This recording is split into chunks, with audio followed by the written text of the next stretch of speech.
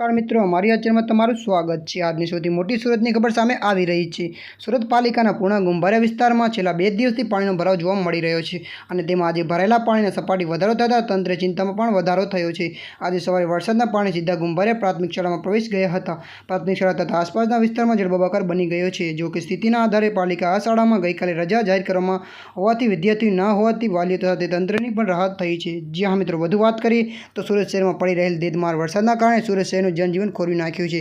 તેમાં પણ નીચાણવાળા એવા પૂર્ણા ગુંભારિયાના લોકોની હાલત કફોડિત થઈ રહી છે। ગઈકાલે મોડી રાતે પાણીના ભરાવના કારણે 20 લોકોને સ્થળાંતર કરાયું હતું, જ્યારે બાકીના લોકોને ફૂડ પેકેટનું વિતરણ કરવામાં આવ્યું હતું। આજે વહેલી સવારે પૂર્ણા અને ગુંભારિયા બોટ દોડતી થઈ છે। જી મિત્રો વધુ વાત કરીએ તો સામાન્ય દિવસમાં પૂર્ણા ગુંભારિયા વિસ્તારમાં રોડ ટ્રાફિકથી ધમકદાર હોય છે, પરંતુ હાલમાં પડી રહેલા ધોધમાર વરસાદના કારણે આ વિસ્તારમાં રોડ પાણી પર ગરકી થયો છે અને કેટલાક રોડ પર વાહન વ્યવસ્થા શક્યતા નથી, તેથી રોડ બંધ કરવામાં આવ્યો છે। જેના કારણે હાલમાં આ વિસ્તારમાં કોઈ બીમારી હોય કે અગત્યનું કામ હોય તેવા લોકો માટે પાલિકા દ્વારા બોટની વ્યવસ્થા કરવામાં આવી છે।